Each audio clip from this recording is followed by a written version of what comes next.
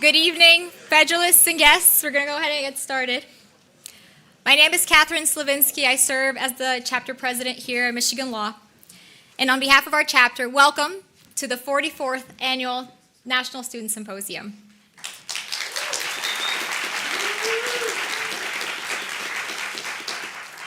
It is pretty remarkable that for the next couple of days, the majority of people roaming these halls will be Federalists. Our chapter worked diligently this past year to ensure that you will experience what the society has to offer, which includes an incredible professional community. Hosting this event and at this scale can only be done with a tenacious team, and I want to thank our team for it. It also doesn't come about unless we have a common vision, and this vision is something that was passed down to us from previous generations of Michigan Law Federalists here at our chapter. Since this is our fourth time hosting the Student Symposium, you'll meet a lot of our team and some of this influential alumni throughout the week, so make sure to thank them or ask them about previous years in symposia. Our peers, often behind keyboards, spare no imagination when coming up with labels for us. So I believe that it's important that our mission is restated. We are a collection of conservatives and libertarians, broadly defined, and we agree on three fundamental values. The first one is that the state exists to protect freedom. The second is that the separation of governmental powers is central to our Constitution. And third, that it is emphatically the province and duty of the judiciary to say what the law is and not what it should be. The rest is to be debated and is eventually decided. Yet, I found my intellectual home within the Federalist Society not just because of these principles, but also the manner in which FedSoc members engage in conversation in complex legal issues. Namely, we recognize that good faith is a priori to any discussion, that courage is necessary for both defending and even changing your views, and that curiosity is the best driver for any conversation. I am proud to say that the faculty here at Michigan Law embraces these values and supports our efforts to promote the enthusiastic exchange of ideas. They are a source of strength for our chapter, and we are very grateful for the faculty, staff, and administrators who have been involved with our events or even mentored our members. Dean Logue epitomizes the non-FedSoc affiliated administrator who values and supports our work. Professor Kyle Logue is the interim dean and Douglas A. Kahn Collegiate Professor at Law here at Michigan Law. He teaches and writes primarily in the areas of torts, tax, and insurance. Dean Logue has also written on a variety of topics related to law, policy, and legal theory. He has published numerous articles in leading law reviews and co-authored one of the leading insurance case law books. He has been a member of the American Legal Law Institute since 2010 and was the associate reporter for the ALI's Restatement of Law of Liability Insurance. Dean Logue has served in a number of administrative roles here at the law school, including the Associate Dean for Academic Affairs, and most recently, the Associate Dean for Faculty and Research before being appointed Interim Dean. He has received his BA from summa cum laude from Auburn University and his JD from Yale Law School. Before joining Michigan Law, he was a tax attorney in Atlanta. Dean Logue is beloved by faculty and students alike. His unwavering commitment to our symposium and our bid and our whole process helped this weekend become a reality. Please help me in welcoming Dean Logue.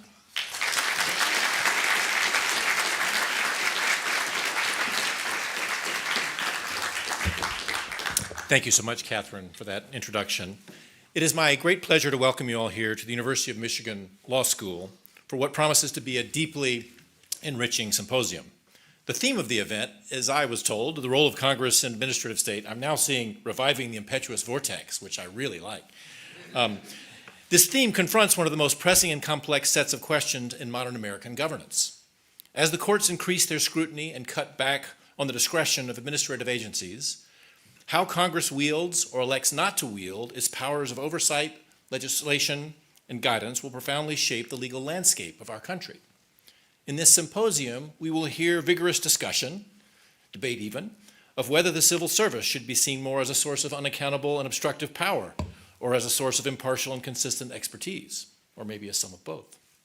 We will hear discussion of the consequences of the Supreme Court's evolving position on agency authority and the extent to which Congress should reclaim or maintain its legislative responsibilities as a check on the executive branch.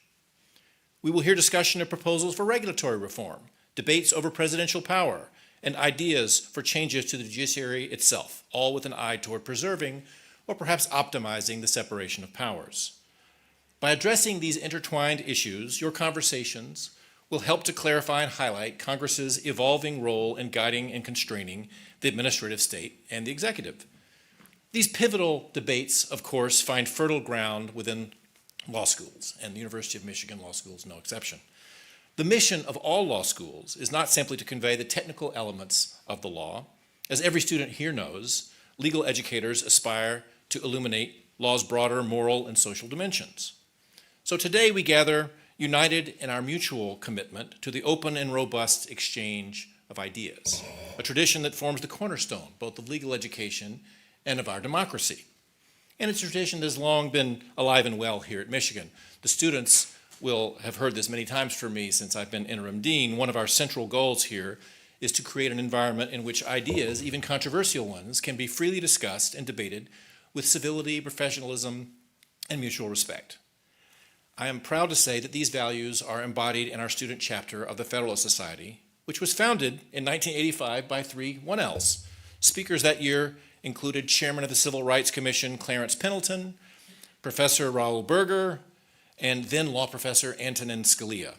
Chapter lore tells us that Professor Scalia was picked up from the airport for the symposium by future U.S. Senator Peter Fitzgerald.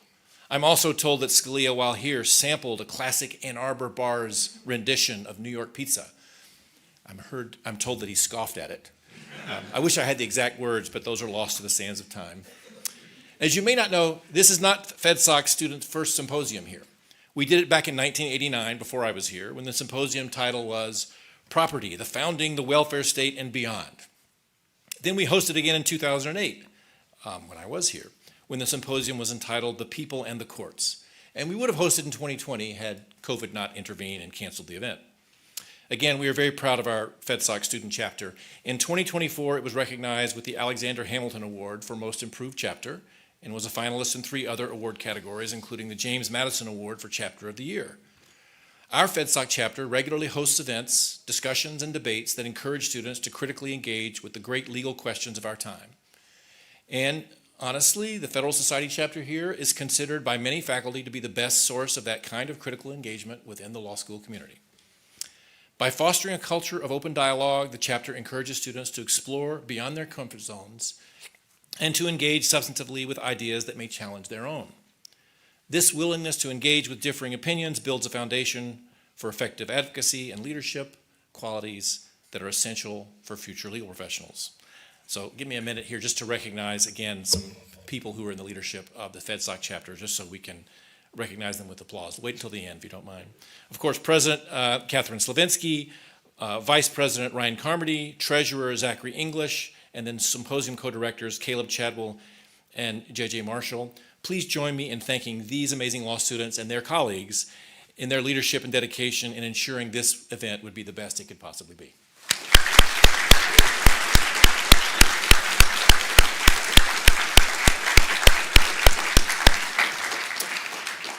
And I'm going to keep us on time here and not keep you much longer. I honestly now really all I want to do is also thank the faculty advisors who have played a pivotal role in helping FedSoc be what it is.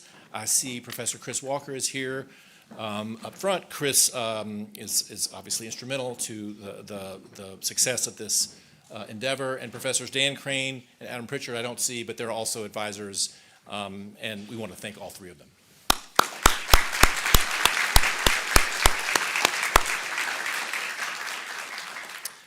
I want to thank everybody for being here. I am going to have to leave. I wish I could stay for the debate. I love the topic. It's going to be super interesting. I have to be somewhere else. But I want to thank you again for coming, for your dedication to intellectual engagement, and for embodying the spirit of constructive dialogue.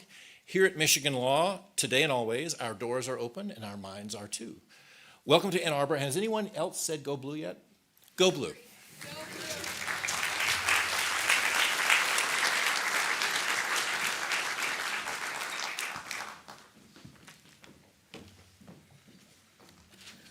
So, good evening and a warm welcome to the University of Michigan from my side. My name is Caleb Chadwell and I'm the Symposium Planning Director. If you're in the back, feel free to filter in and more people if they come, filter in while I'm speaking. I'm just here to give you an introduction to the symposium at large and also introduce our first debate. So, thank you, Dean Logue, again for your remarks. And we want to again express our gratitude to both you and our administration for your commitment to a robust exchange of ideas and the pursuit of knowledge.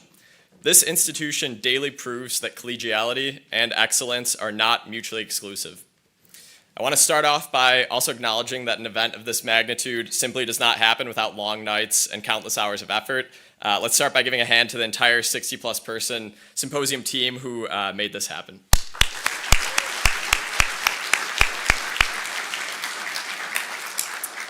As Dean Logue alluded to, we also want to acknowledge that the symposium was supposed to be here in March of 2020. Unfortunately, it was canceled due to the pandemic.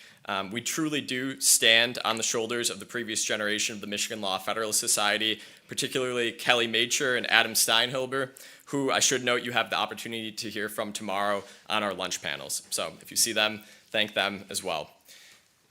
Before we turn to the topic at hand, I think it is necessary and proper to give you a brief introduction to the University of Michigan at large.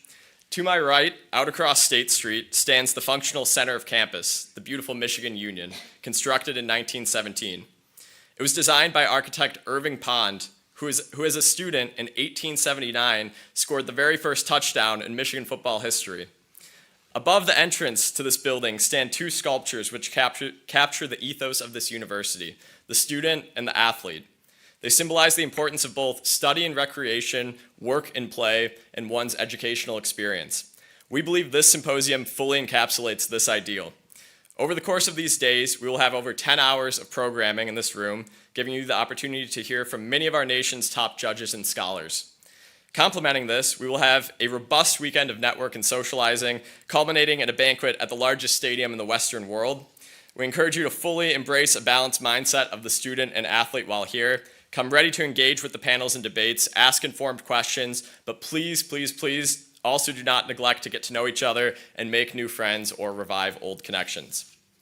Now, turning to the topic at hand, Congress reviving the impetuous vortex. Today, it almost seems quaint that in Federalist 48, Madison was concerned with Congress being the branch of government most likely to overstep its bounds. Most of us are familiar with the plot. Over time, Congress has either delegated its authority or allowed an ever-ambitious executive branch to run roughshod over it. But the Supreme Court has recently pushed back against some executive excesses and offered Congress a path to once again exert more political control. This weekend, we will explore whether and to what extent Congress can, or even should, seize and exercise latent authority to legislate. We do not expect to arrive at a conclusive answer to this question by Saturday evening, but we do expect to have a greater collective understanding of the factors at play and what is at stake. So tonight, we will first set the stage through both a debate on the future of the civil service, as well as a panel examining recent developments in administrative law. Tomorrow, we dive into what the separation of powers look like in action, the interplay between Congress and the administrative state, the scope of the executive and legislative powers, and then end with a discussion of Congress and the judiciary. Our goal is to leave ample time after each of these for audience Q&A, so please do take advantage of the opportunity to wrestle with ideas and arguments. So without further ado, I would like to introduce our grand opening of the weekend and welcome our debaters and moderator to the stage. In a world where Doge is dominating the headlines, this Arthur N. Rupe debate will hash out whether we should consider civil service employees public servants or permanent rulers. To moderate this Rupe debate, we have Sarah Isgur, who's a senior editor at The Dispatch and host of the Advisory Opinions podcast, which those of you who were here at 4 o'clock heard a live taping of. It was very good.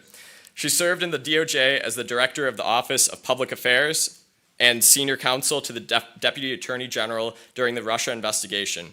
She was also the deputy campaign manager for Carly Fiorina's presidential campaign. She's a graduate of Harvard Law School and Northwestern University and clerked for Judge Edith Jones of the Fifth Circuit. And now for our debaters. Professor John F. Duffy is the Samuel H. McCoy Professor of Law and Class of 1966 Research Professor of Law at the University of Virginia School of Law. Professor Duffy has published articles on a wide range of administrative law and regulatory issues in the flagship journals at Chicago, Yale, Stanford, Virginia, and the Supreme Court Review, among others. His 1998 article, Administrative Common Law and Judicial Review, was one of the first articles to criticize the Chevron doctrine as being irreconcilable with Section 706 of the APA. It won the ABA Scholarship Award in Administrative Law, and it led the New York Times and Wall Street Journal to agree that he was, quote, a different kind of law professor and one of the lucky few whose writings actually wind up changing the law.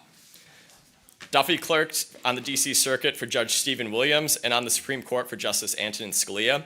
While clerking, he became known as Justice Scalia's, quote, hapless law clerk, who had been tasked with unearthing 3/4 of a century of legislative history that made, quote, no difference to the outcome in an otherwise forgettable case. That's very unfortunate. In earlier days, Duffy enjoyed being a professional blackjack player, unwelcome in all Atlantic City casinos, and a semi-professional roadrunner. He holds an AB in physics from Harvard and a JD from the University of Chicago. And then we have our very own Professor Chris Walker.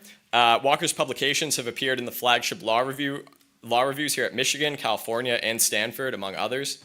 His article, Legislating in the Shadows, was selected as the recipient of the 2016 American Association of Law Schools Scholarly Papers Competition Award. His book, Constraining Bureaucracy Beyond Judicial Review, is forthcoming. He's one of the most cited admin law professors nationwide. He clerked for Justice Anthony Kennedy on the Supreme Court and worked for several years at a litigation boutique in Washington, D.C., and on the civil appellate staff at the DOJ. In 2017, he served as an academic fellow on the Senate Judiciary Committee, working on the Gorsuch Supreme Court confirmation, as well as on regulatory reform legislation for Utah Senator Orrin Hatch. Outside Michigan law, Walker is a senior fellow at the Administrative Conference of the United States and a past chair of the ABA section of Administrative Law and Regulatory Practice. He also is a regular blogger at the Yale Journal on Regulation. In 2022, he received the Federalist Society's Joseph Story Award. He holds a BA from Brigham Young, MPP from Harvard, and JD from Stanford University, and he lives here in Ann Arbor with his lovely family. And we are absolutely incredibly fortunate to have him as our Federalist Society chapter advisor after he spent more than a decade at the Ohio State University. Is that the correct article usage? Okay. I want you to be very happy. National championship. Still lost to Michigan. Can't be the champs unless you beat the champs. All right. In all seriousness, the success of this weekend is also largely attributed to him, and we are beyond fortunate to have him here at Michigan. Sarah, over to you. All right.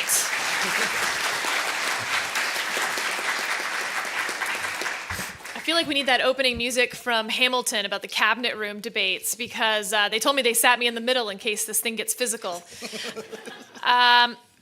Each professor is going to give about 5 minutes of remarks. In doing so, I hope you will be clear to define both who we're talking about. Is it administrative law judges? Is it principal officers? Is it inferior officers? Is it civil service protection? There's a whole lot when it comes to these removal powers. So define who we're talking about and define whether we're talking about the should versus the could. The policy benefits versus the legal restraints. And just for those who weren't in the taping earlier, I'll just note, it's so exciting to see all of you guys here. And my third year as a law student, this is where the Student Symposium was, so I'm having a lot of nostalgia walking through these halls. And I will just note that it is here that I met my best friend, who is now my neighbor, and our schools are in preschool together, and we have Sunday dinner every week. So do make it a real point, not just to learn from the panels, but to invest in those students who you're getting to meet from other schools, because you never know who's going to be living next to you, and our children are betrothed, so, who knows? So, with that, you are starting us off, Professor Walker. Awesome, and I'm defending the civil service. We didn't pull straws, is what we actually think, but I do want to start out, though, by saying that today, the vast majority of lawmaking happens at the within the administrative state. It's not Congress, it's not courts, it's federal agencies, hundreds of them, doing adjudications and rulemakings and guidance and compliance and supervision and enforcement. And that's really where all the action is. And part of that is we're going to talk throughout the whole symposium, because Congress isn't necessarily doing everything that it should be doing, and courts can't handle all that. So this is really where the power is today. And because of that, I'm going to argue first as a policy matter, and then I'll get to the constitutional, that a professionalized civil service is critical for those of us who are conservatives and libertarians that believe in the rule of law, that want free markets, and want the protection of liberty. We need a professionalized civil service. And the vision that I have for the civil service, not unique to me, is that it's a model of political accountability. In other words, political leadership at the agency has the final say on any major policy making, but they base that decision on neutral, competent, expert, professionalized civil servants. Those are scientists, economists, lawyers, policy experts that are on the ground and have the knowledge to develop a record and to find facts and to analyze scientific arguments and to make sure that whatever policies that a federal agency wants to make are grounded in the best science, the best technical expertise, and also for us in the room that are lawyers, or you're all going to be aspiring lawyers, and the best legal arguments. So that's the civil service. And when I say it that way, it should be kind of self-evident why we would want a professionalized civil service, because they are the ones that are going to check a government that overreaches its power. They're the ones that are going to make sure that policy is based on expertise, that it minimizes costs and maximizes benefits, and that it creates good in the public. They're also the ones that are going to make sure that there's a transparent process within the administrative state to capture abuse and allow for Congress and for outside experts to weigh in and for courts to evaluate what agencies do. Without a professionalized civil service, we end up in a world where all that matters is politics. And that might be good when your person's in the White House, but it's really, really awful when they're not. So that's kind of my policy argument. Now, John and I are going to go back and forth. I don't think that means that there shouldn't be any civil service reform. There should. It's hard to fire civil servants that aren't good at their jobs or have lasted longer than they should be. But we have to make sure that we maintain a professionalized civil service and create a culture that attracts the best and the brightest to make sure that our federal administrative state works well. Now, the last thing I want to turn to is, well, what about the constitutional arguments? Unitary executive theory is completely consistent with this political accountability vision of a professionalized civil service. And I think the kind of best example of that is a case by the Supreme Court in United States versus Arthrex, where the court basically says that a political leadership or political final decision-making authority by the agency head is constitutionally required. They don't quite say that, but that's kind of the vision that you see in the majority opinion. And so how I view this as a constitutional matter is that so long as the agency head is removable at will by the president and has final decision-making authority, it's perfectly legitimate and fine for removal protections to apply to many inferior officers and to most civil servants, the employees that aren't political appointees. And not only is it politically fine, it is necessary if what we care about is the rule of law and liberty and free markets. We're not going to have that if we have this. And we're not speaking in the abstract either. I mean, we see an assault on the civil service today, demoralizing civil service, destroying the professionalization of it. And it's something that I think at least some of us in the room, I hope all of you by the end of the debate, I'll convince you, should really view that as a misstep in the current administration's approach to the administrative state. So John's going to tell me why I'm really wrong or something. Professor Duffy, why is he so horribly misguided? Thank the Federalist Society for inviting me and the University of Michigan Law School for hosting me. I hail from another great flagship state university, so I wore my University of Virginia tie. I thought you'd all appreciate that. Here at the University of Michigan. And apparently there's some who's here too. So first, I think I want to debate not a hypothetical civil service, but the actual civil service. And in our discussions, Chris actually said he wants it professional, best and brightest, neutral. And actually you said, but you admitted in emails, you said there's a tilt to the civil service. So I actually wanted to figure out what that tilt was. So I went in, and I think this is something you should do. There's the Federal Election Commission has data on contributions, and you can search by employer. So I took a relatively modest size agency so I could do it relatively quickly. So I took NOAA, which is, the National Oceanic and Atmospheric Administration. I thought it would be interesting to sort of see that. It's not too many. In the last year, 92% of donations by dollars went to Democrats, and 90% in that sheer number. So, and you might think, well, that's a Democratic administration, so maybe that's a tilt. By the way, if you want to know what a tilt is, that's more of a tilt than Vladimir Putin won his last election by. He only won it by 88%. So I think that's a tilt of pretty big proportions. But even in 2020, under a Republican administration, 76% of the dollar donations went to Democrats, by my count. I could be off by a few points here, and 85% of the number, and actually it's more because if you look at the 2020, a lot of them were large donations to Trump, but they were the heads, they were the top people who are political appointees. So it means if I were able to have enough time to call those out, I think you'd find that the civil service underneath of that leadership is extraordinarily skewed.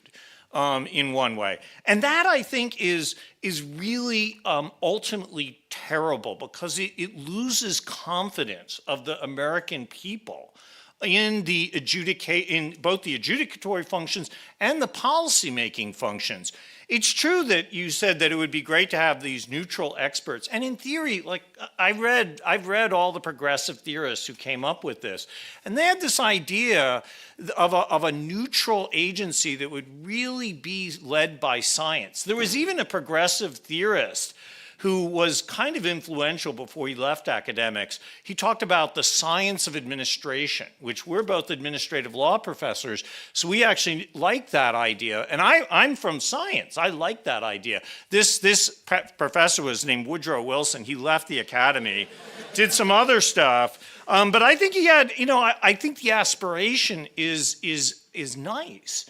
But the reality that we have today is nothing like that, with maybe the exception of the Fed. Actually, the Fed is kind of interesting because I think people think that the Fed, even Donald Trump, I think, balks at so far balks. Balks doesn't mean you don't throw the ball. It means you throw it maybe after thinking a little bit too much.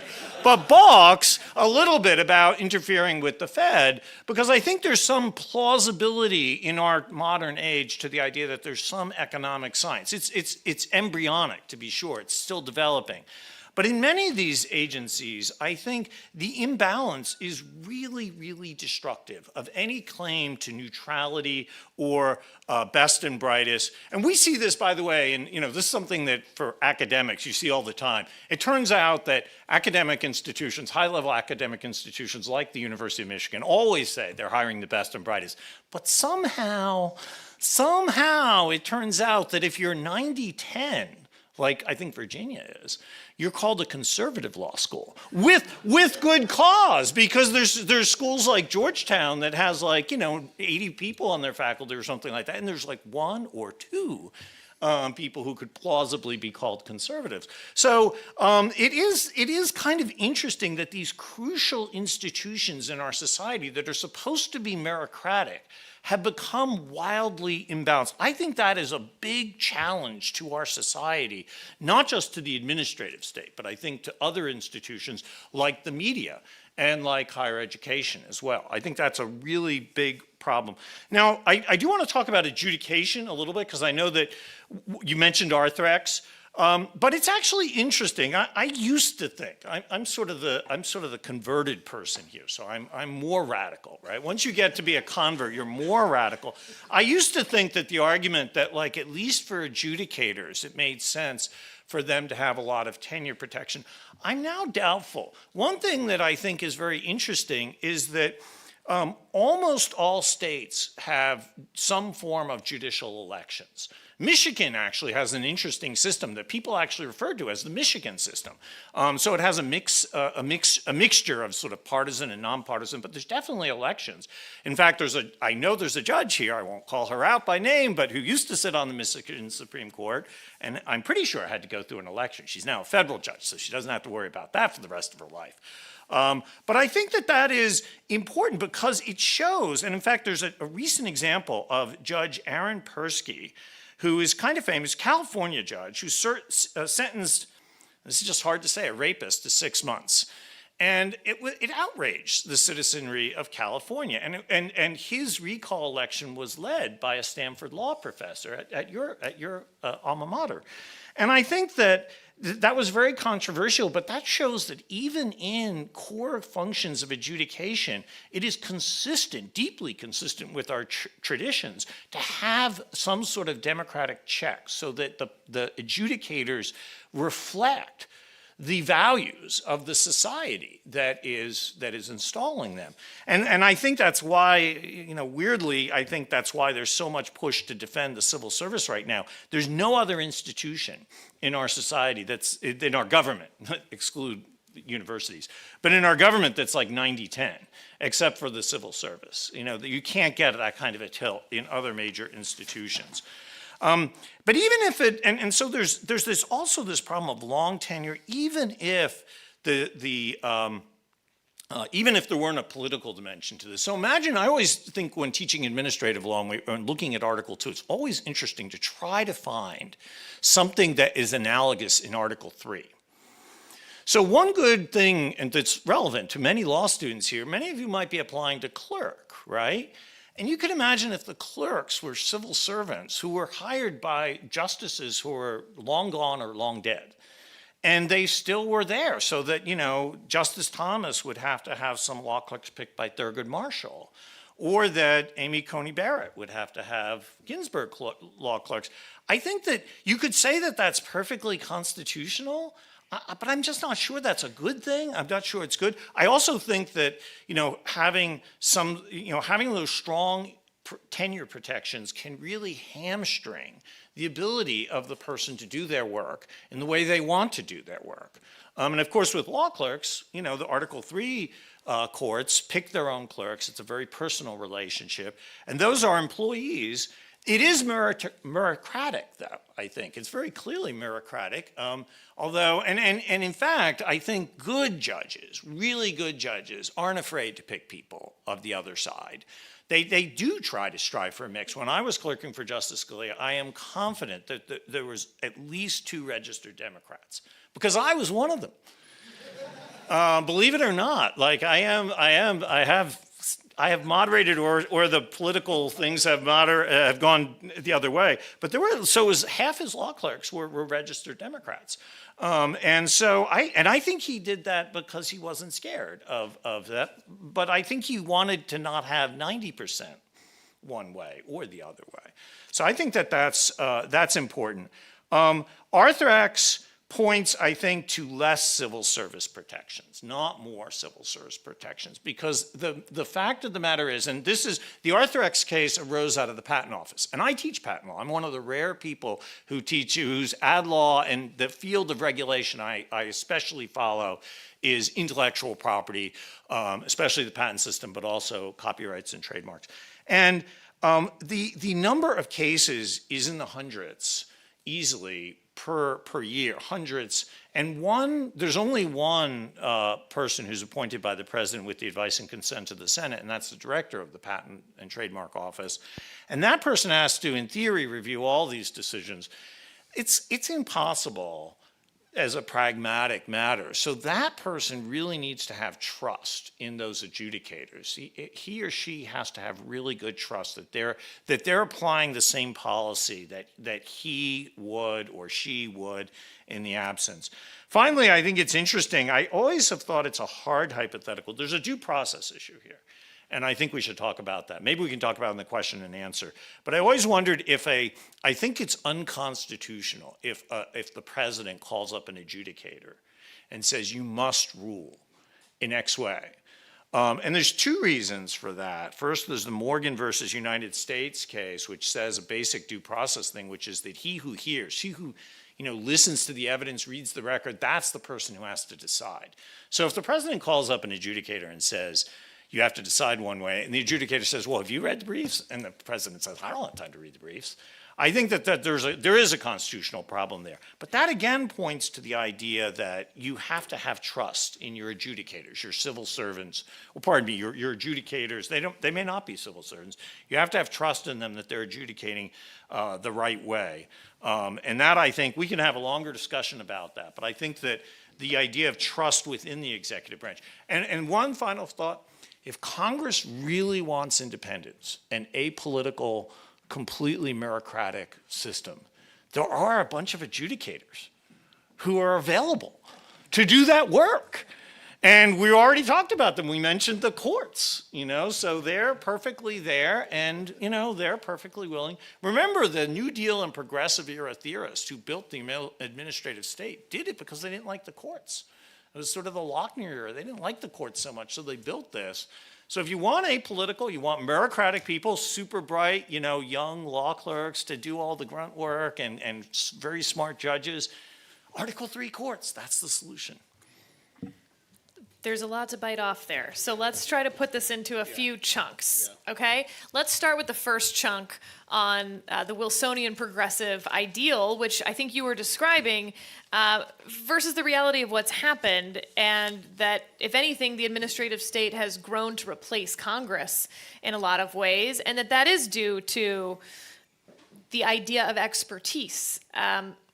And the reality may be quite different, and we may be living in a time where that progressive ideal of expertise has come to its inevitable denouement, and we revert back to political accountability and self-government. So just from the policy standpoint, why don't you answer that aspect first? Yeah, I mean, John, you definitely raised some good points. None of them are persuasive, but they're good. I mean, they're worth grappling with.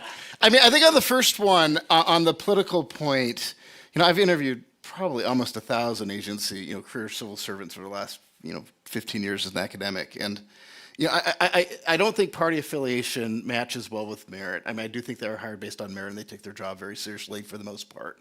And I think that's kind of, as I kind of think through that, like, is it 90%? Well, that's part of our problem, quite frankly. Are we creating an environment where conservatives and libertarians want to work in government? I mean, that's an issue, the same type of issue we have with academics and universities as well.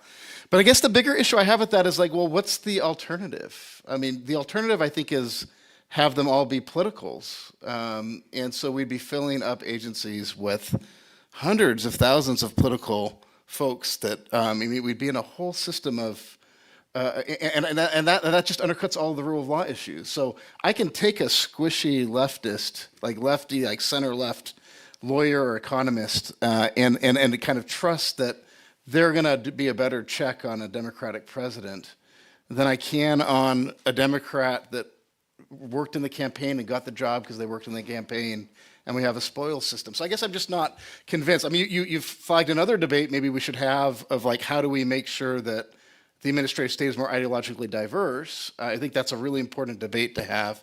But you're not offering a solution to me about how we protect the rule of law, markets, and liberty just by pointing out that 90% at one agency gives. And I also like how many, lots of center-right folks just don't give money. I mean, I'm thinking Derek Muller is working all this, looking at universities. If you look at the universities, like, oh, look, there's only one Republican at that university. It's like the reality is, a lot of us conservatives are small c conservatives. Like, we're not involved in politics. We're here because we're serious scholars or serious. So I think if you actually looked at the methodology, you wouldn't find 90%. Now, would you find more than 50%? Sure. Is it a problem? Yes. Is the solution to get rid of the civil service? I think it's a really, it just falls apart when you start thinking about that. So I'm going to give you the last word on this one, because we tried it your way for a long time, and poor President Garfield is there being tortured with people sticking fingers in, a bullet hole. They're inventing air conditioning for him and x-rays, and he languishes, man. He's not a fan of your plan at all. I guess the question is, isn't there a Chesterton's fence aspect to this? We tried it that way. We've changed it for a reason. If you're going to destroy the fence, what's the alternative?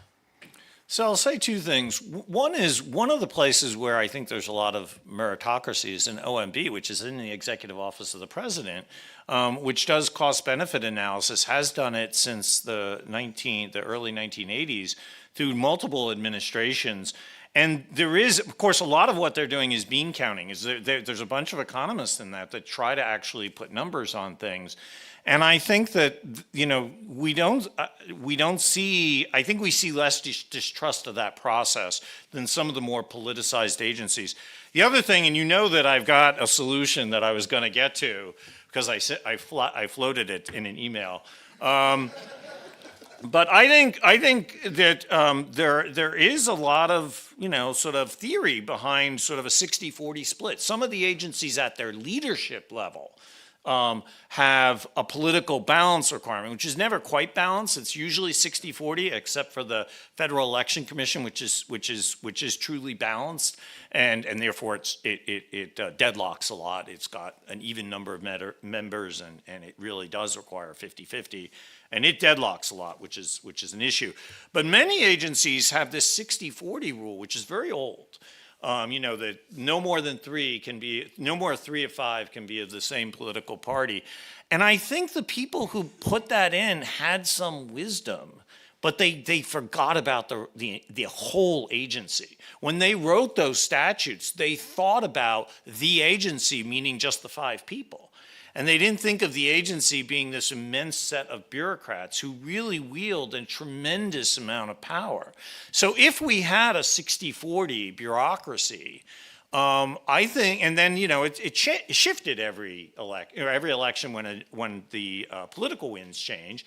40% stay, 20% are political people, or 45, 55, whatever. If we had some sort of more balanced system, I think that would be useful. And I think there's a way to get that. There's actually very interesting First Amendment issues for those people. There was a case that came up from the state of Delaware that does try to balance its political Court of Chancery. And there was interesting questions there about whether that violated the First Amendment. I think there's a way to do it that could make sense, which is that you have to pick one side of the political spectrum that you have tenure protection against firing. And if you get up to 40%, then you can't pick political protection from that side. And so because this is the problem with lying.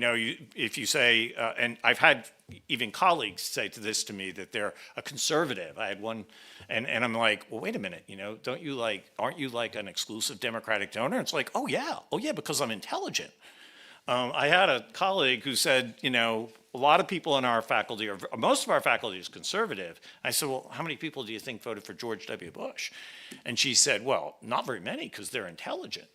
And I thought that's the sort of view that, we're all conservatives here. There's lots of conservatives, and in fact, they're not.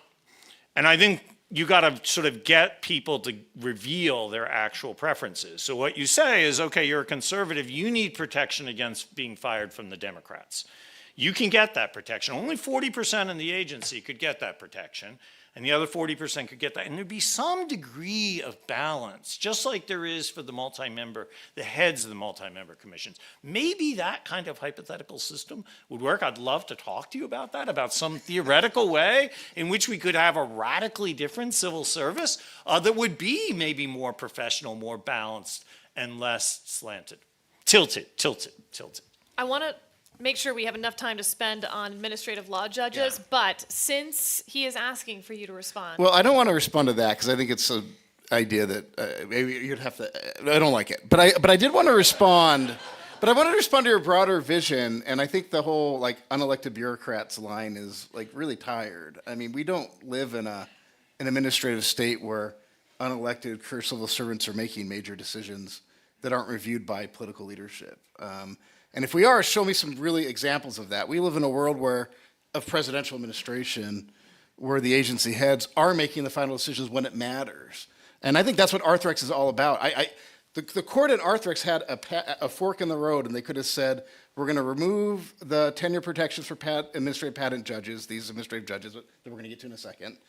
Or we're going to give the agency head final decision-making authority. And Chief Justice Roberts, right for the court, said, my vision of the administrative state is final decision-making authority. And that's what we have. That, in essence, that's what we already had. And so when I hear this kind of like, oh, I'm worried about these lower-level officials, unless you can show they're actually biased in how they make decisions, if we can create a professionalized civil service where they're hired and fired based on merit, then the political leadership, political control, like, I can live with that. That's a good system to be in. I'm not sure about some of them not being able to be fired if they're Democrats or Republicans or, I mean, and one thing I will note on that front, though, is that could go both ways. Not all agencies lean left. I mean, you go visit Immigration Customs Enforcement, and it leans very right, and so does a lot of the law enforcement at the federal level. And so I agree that it could go both ways, but I don't think that's the way to run a professionalized civil service. All right, I want to narrow this down to the administrative law judges because there are so many different types of civil servants. They all are doing different things. You're saying they're not making big decisions. You're saying, they're sort of faux experts or they're bad at their jobs. So we're going to focus on the administrative law judges for the rest of this conversation. Professor Duffy does not believe that they need apolitical adjudicators for administrative law judges. You disagree with this. I want to read a little piece from this law review article that you wrote, along with Professor Nielsen, who was talking about some of this earlier. The more entrenched the unitary executive theory becomes, reformers argue, the greater the risk that decisional independence will collapse. Reformers therefore have advanced sweeping proposals to save agency adjudication, including, most prominently, creating a new central panel agency to house agency adjudicators, expanding the Article 1 courts, or even moving agency adjudication into Article 3 courts. This article examines these proposals and explains why none of them will work. So, you think that they should be protected, but what we have right now doesn't seem to be working very well. Yeah, and just to be clear, so the Supreme Court is called administrative law judges, and I think would call pretty much every other administrative judge an officer of the United States. I mean, in Lucia, that's kind of where we're at. So we're not talking about traditional civil servants anymore, although they are still hired through somewhat of a merit process. There's more politics involved. And at least for now, they still have for-cause removal protections. So that's kind of, just to make clear, that's the world we're in. So we're moving from like civil servants that have some removal protections, but not as much. Administrative law judges have a lot more. And so in this world, John's proposal of let's just have Article 3 judges do all of this, any guesses how many administrative judges there are out there? I think it's about 13,000. So we're going to go and Senate confirm 13,000 new judges to hear Social Security cases, immigration cases, veteran cases, patent examinations. I mean, the reason why Congress created agency adjudication is to provide for an ability for individuals to appear before an agency in lower stakes issues without a lawyer, and for an agency or for the government to very, very quickly and efficiently and effectively and consistently adjudicate millions of claims. And so that's kind of the vast majority of these adjudications are public benefits cases. And maybe we can have a different debate about the private rights or kind of civil penalty stuff. But when I think of an administrative law judge or administrative judge, they're dealing with benefits. And in that context, there's no way they can go in Article 3 court. I mean, you can't move that many cases there. And the amount of money that the government would spend adjudicating those cases in Article 3 court, the amount of money that individuals have to spend in hiring lawyers. I think there's a really good reason why Congress designed a system to have those cases done more effectively. The problem that happens, though, is if we take the unitary executive turn all the way and administrative law judges can be fired at will, we're not going to ever have the confidence that those judges are basing their decisions on law and fact and creating an administrative record based on neutral competence. I mean, you're always going to be afraid that judge is doing whatever the political head of the agency wants. And that's just a really, really, really bad way to run an adjudication system. The better way to run it, which is the same theme I said at the outset, is the standard model of the Administrative Procedure Act, that you have a tenured, protected, merits-hired administrative judge or administrative law judge, create the administrative record, do the hearing, find the facts, and make an initial decision. And then if the head of the agency, the political head of the agency, doesn't like that decision, the political head of the agency can reverse it. And if John says, well, there's only one political head at the PTAB, Well, that political head can create an appellate body within the agency that helps sort through that and the like. I'm not saying that the political head has to decide everyone. And that's the standard model that Congress envisioned in 1946, actually a little afterwards, because it amended the APA, but that's the standard model we have in the Administrative Procedure Act. And without that, and John and I have fought about this in the pages of the Federal Register, we had a kind of a drag out in an administrative conference, United States plenary session about this, that's critical. And to get rid of those removal protections really does run into a world of unfairness that I think would just kind of destroy the system that was set up by Congress and serves a lot of important purposes along those lines. Will you just quickly add to that, though? This is your should. Yeah. Will you add your constitutional law gloss on why administrative law judges' protection is okay with you if the president doesn't have at-will removal power? Yeah, because ultimately the head of the agency has the final substantive decision in that adjudication. And by the way, I'm not representing the left version. I'm somewhere in the middle, right? I'm a unitary executive that's proposing a vision that has political leadership make the final decision. There are other folks, including some of my colleagues will speak later tonight, that have run against this, right? But in this category, that's the way you balance the control between making sure we have fair, impartial trial level adjudications and political control. Now, if we had someone else here debating to my left, they would say, well, Chris, that political control is really awful. We don't want politics in judging. We want these Article 3 judges. And my response is, no. That's that. What happens is that the administrative law judge creates a record that everyone can look at, that the agency head can look at, that the public can look at, the reviewing court can look at, and that will kind of control some of that. On the constitutional front, this is Arthrex, in my opinion. This is entirely consistent with the Supreme Court's decision in the United States versus Arthrex, that lower level officials. And even if we look back to Justice Scalia's famous dissent in Morrison versus Olson, he had absolutely no doubt that an administrative law judge would be able to have removal protections as an inferior officer, which he probably didn't even think they were inferior officers at the time. That was before we had Lucia. But there's no doubt in his mind that because they don't make the final decision, or better said, because the agency head can always review their decision before it becomes final, that's enough as a constitutional matter for the president to be able to control that executive agency. Is that enough? Yeah.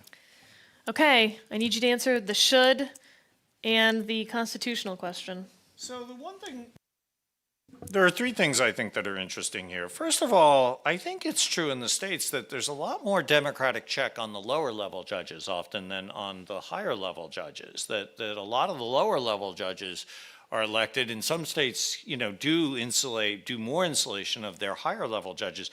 So it seems, and I have not fully theorized this, it seems odd that, in the administrative state, we're creating an adjudication system that's sort of upside down from what, our traditions in this area have. I like the idea of an appellate body. I think that's good. I think one of the objections to a civil service and just having one political appointee is that one political appointee gets swamped with work and cannot effectively manage the administrative state. I think that even violates the very functionalist test in the majority opinion on Morrison versus Olson. And if you're hearing an ex-Scalia clerk saying something kind about the majority opinion in Morrison versus Olson, you've got to think that's the outer limit to where somebody is going to go. But the idea would be that you can't effectively run your department if you're only one person and you've got thousands of adjudicators that you're supposed to be overseeing. That actually argues in favor of the Trump position that was called Schedule F in his last term, and now I think is called policy, and it's abbreviated PC, which I thought is kind of hilarious because it's P and C. We're going to be more PC, I guess, in this now. But anyway, it's sort of creating a larger group of people who are exempt from civil service protections who could get more, that you could have more removal power over. So I think that was one thing I think. On Schedule F, so Yeah. I sort of visualize this as right now we've got these people who aren't protected from civil service protections and all of this. Schedule F just sort of shifts it down a bit. And you still have all of these folks down here who would remain protected. Are you okay with that?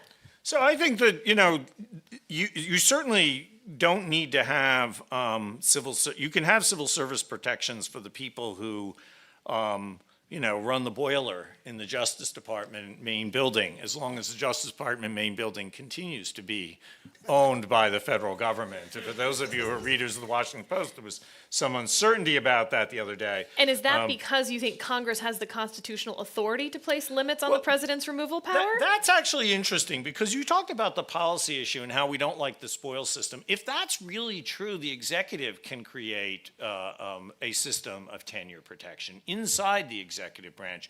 I mean, one of the great answers that the progressive era literature on this was extremely interesting, because they thought a lot about democracy and how the civil service and expert agencies that they were proposing, whether that was consistent with democracy. And they had a really good theoretical answer, which is that the people could choose expertise. And I think the same thing works in the executive. To the extent that Chris wants to push more power into the executive branch, I'll say fine. The executive branch can choose or not to choose to have a sort of professionalized system. And I think that's what Schedule F is, that the President Trump wants to move it down a little bit. I don't think he wants to get rid of it all. So I think with the adjudicators, with the Social Security benefit adjudicators, I don't think anybody wants to hire 13,000 new judges every 4 years.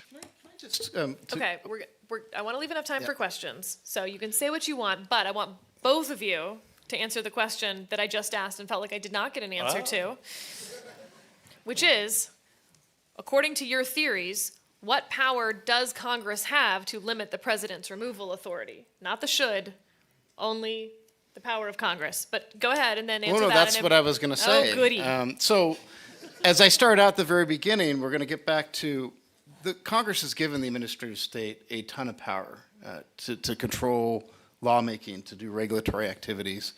And the civil service is a tool that Congress has created, the removal protections.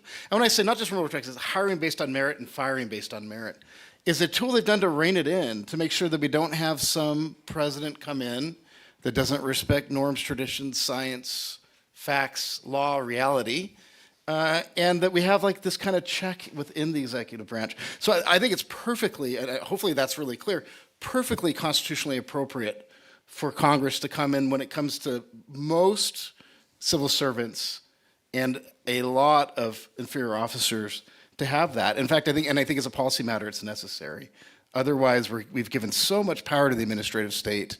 It's not going to be coming back anytime soon. And the Supreme Court, as we'll talk in the next panel, is trying, but it's not going to come back anytime soon.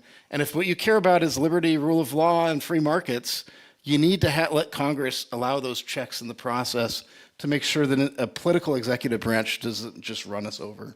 But you don't think the Tenure of Office Act was constitutional, or that Myers, you can require it? Can Congress require advise and consent on the way out too?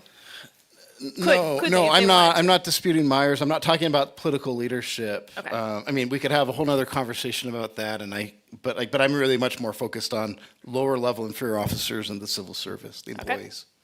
Over to you. Last word. So the one word I really disagree with is it's perfectly constitutional. Perfectly, I think, is them's fighting words, I think. And how much can Congress do? I take it as a compliment that I didn't answer your question. Maybe I have a career in politics ahead of me. But I think the answer is a lot less than it's been doing historically. And less than what I got. That remains not an answer to my question. Well, it's not a firm answer. It's not a clear line. But we're definitely trying to solve what I think is a serious constitutional problem about the dysfunction inside the executive branch, and that is a constitutional problem. Having an agency that is, swimming against the chief executive and his political appointees, that is a constitutional problem. That's not just a policy problem. All right, turning this over to you guys. Phrase your questions succinctly and aggressively. And loudly. Oh, hold on. Sorry, there is a mic. Good. So my question is for Professor Walker. You expressed some distaste in something like a spoils system in which all sort of new appointees would be politicals. And my retort to that be, wouldn't that be more honest? Wouldn't that be sort of reaffirmed that elections have consequences. I asked just because having spent some time at OPM as a political in the last administration, what we found is we literally had to cut out careers from every last decision-making process, project, et cetera, that we had for constant subversion, slow walking, threats of leaks. And given that's true and that will always be true, just iron law of bureaucracy, is it not true that as a right-wing person, the only recourse I'm left with is a Doge-branded flamethrower? Yeah, I mean, again, you would really need to, I mean, you can give me a few bad examples of civil servants that have gone wild, and we're talking about hundreds of thousands, millions of government employees, and I just don't think that's reality. Those are experiences with the bad apples, and I do think when it comes to civil service reform, I do think you have to sort that out, and certain types of bureaucratic resistance should be for-cause ground reasons for firing. I also think that the accepted service is when you move people into a Schedule F, when they do have a policy-making role. My view, and there's a more renewed debate among academics, I think that is consistent with Congress's command to have a Schedule F, to go after kind of the policy-making role and reduce some of their tenure protections. But I don't think like you can give me an example of like 0.1% of civil servants acting poorly and say that means we should get rid of the 99.9%. And I'd much rather have a little bit of subversion or bureaucratic resistance, might be a better word, than have just a bunch of roughshod political decision-making without those checks. So they're trade-offs. I don't think the trade-offs you're describing are remotely persuasive enough to get rid of the civil service. If anything, I think they could provide you with thousands of examples of civil servants that help push back against overreach by political that wasn't like justified by law, for instance. And I can look at those examples on both sides, whether it's a Democratic or a Republican White House. So again, they're just trade-offs, kind of similar to, maybe I shouldn't give this example, but John's already opened the door to it, like, but law professors and the law faculty, right? We give tenure in order to encourage a free exchange of ideas and encourage us to take chances. Does that mean that every time we give tenure that it's going to be a success story? No. Do I think at the end of the day that it's a balanced net positive? I do, actually. I think that it does create more knowledge and protects good ideas and controversial ideas. And John's going to please disagree with me. And now I kind of withdraw that whole analogy. But I do want to hear stories about some of your faculty, though. No, the thing I'm going to say is the one tenure I'm absolutely in favor of is professor's tenure, now that I've got it. Have a race here to see how many questions that we can get. So this gentleman had his hands up. Thank you so much for this. So this whole business towards the beginning of your back and forth about the 90%, are you saying that at NOAA, 90% of the political donations that came from its employees went to Democratic political candidates? Is that what you're saying? Yes, 92 by dollar amount. 90, but that's, I mean, I'm using a database. I could have miscounted. I'd love to see better. I've seen other published studies of other agencies. But to be clear, it's not that 90% of NOAA employees. It's only we're taking only the employees who gave money. That's right. So that's actually Chris's rejoinder to that is only a small section of people give money. And therefore, they might tilt Democratic, I guess. So Professor Walker, are you saying then your retort is that those who tend to vote Democrat are on average more generous towards political campaigns? Is that your retort? Can I jump in on this one? Because that's a really interesting thing if that's arguably true. So as a former political operative on the panel, the percentage of Americans who give money to any political candidate are very small. It's under 2%. And they tend to be high activist types. So what you actually want is the percentage of NOAA employees who gave money at all. I'm guessing it's going to be an incredibly small percentage. Those are going to be activist types. And as it turns out, the activist types who then seek government work are going to be more likely to be Democratic activist types. And I can point to other places where the activist 2% are going to be Republican activist types. And I think this went to your point that we should maybe look into why those activist types are drawn to government service when conservatives aren't. But the real question is what percentage of NOAA employees that includes. And it's going to be a relatively small one. Thank you so much. Though nevertheless interesting.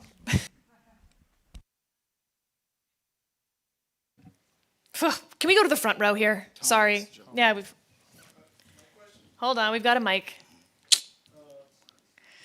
I wonder, John, if some of your numbers, I mean, the really shocking numbers would be the number of people that voted for the Democrats as opposed to the Republicans in the presidential election. I mean, D.C. is like way over 90% for the Democrats. But I wonder to what extent the changing nature of regulation is responsible for some of this, plus self-selection effects. So up through the New Deal, regulation was pretty much economic regulation. You know, if you wanted to go to work for the Federal Power Commission, you were going to be licensing power dams, and maybe the type of people that would be attracted to that work would be not necessarily all progressive lefties. They might be interested in a career in the dam business or something like that.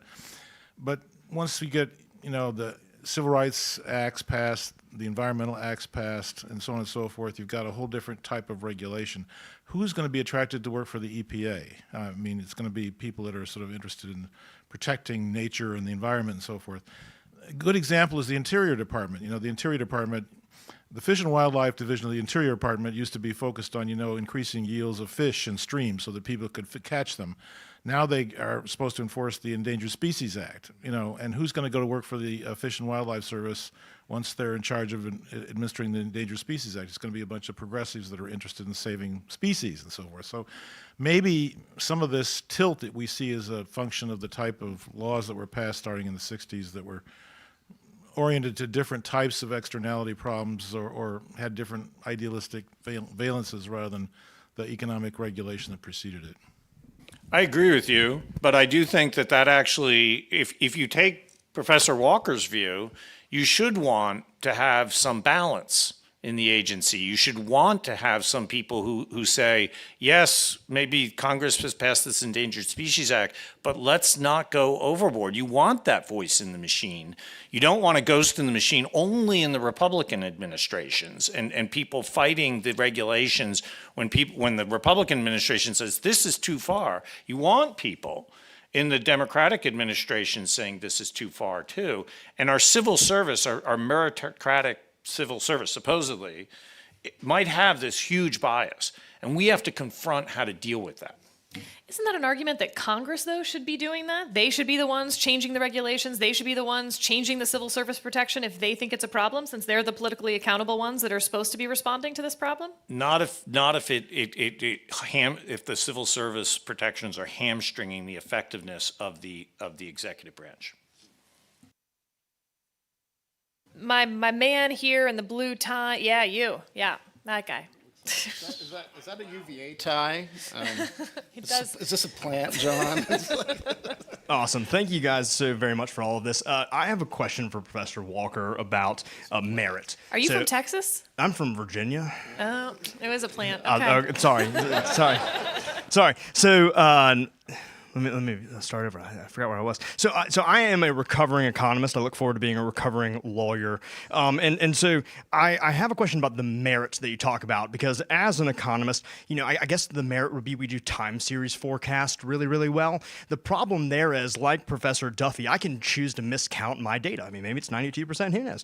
And so I'm concerned with what it means that the decisions that these individuals make matter, right? You said they don't make the decisions that matter. So even if we say that Arthrex is holding and actually controls the actions of these individuals, the subsequent actions that are being made by these heads of these agencies are going to be biased by the small decisions like miscounting data from people like me in the economics department. So what do you say about these individuals that can bias the beginning product that actually comes to the agency heads at the end? Yeah, I mean, I think that's why it's so important in the Administrative Procedure Act that when it comes to rulemaking that we require agencies to disclose all the data on which they rely and that we allow for public examination. I could tell you it'd be a lot worse, my guess, is if we hired those economists based on politics than if we had tried to have some sort of merit-based system to make sure that they're not hired based on partisan kind of affiliation. So I mean, but yeah, I think the public transparency aspects are one way to get around that. And in the adjudication context, that's actually harder. We don't have economists working on adjudications the same way. But those are some of the things I think in the adjudication context we have to think about a little bit more carefully is how is the record created. But that public notice and comment process is just critical to provide a check on what the agency does, both the political and the civil service. I think that what the point is, though, that even on the smallest data points, I think you should worry about political slants. And I take that for both directions. So take something like inflation data. You know, when you're saying that in the Biden administration, oh, inflation isn't that bad, look, it's going down a little bit, I got nervous. And frankly, if this administration, it goes down a lot, you know, and there has been some purges of the people, then I'd worry even more. And I think that I would be very comfortable if you had a panel of 10 experts and who were politically balanced, and they said, you know, we agree on this unanimously. And we have those. They're called advisory commissions, right? I mean, agencies, Congress has created another tool to check how the agency is functioning by having balanced advisory commissions that review They're just what the advisory, agency's though. doing. They're not the workforce that's going out and counting the data. I mean, they have a tremendous effect, though, on checking how agencies are functioning. And it's not, Congress already has their idea, and they work quite well when they're balanced and they're professional and they're Even and when they're the functioning. workforce counting the data is totally unbalanced? No, I'm not saying that. I didn't mean to buy into your hypo. No, I don't think that's how. But I do think that, like, if what you're worried about is having a balanced group of individuals overseeing what the agency does, like, Congress already solved that problem. I think they can work a little bit better than they do, and lots of papers. Not in the on that, yeah. workforce, though. That's, I think, the question. We are what's standing between you and those drink tickets going to good use. I do have a quick question, though, for a show of hands. Not which way or who believes what, but who here had their mind changed on any small issue or large issue tonight in this debate? Raise your hand if you changed your mind on anything. A lot. That thrills my heart. And with that... Can we find out which way? No. This is absolutely not. All right. I hope this was a wonderful kickoff to what will be an incredible weekend for everyone here. Please enjoy. So, wait, who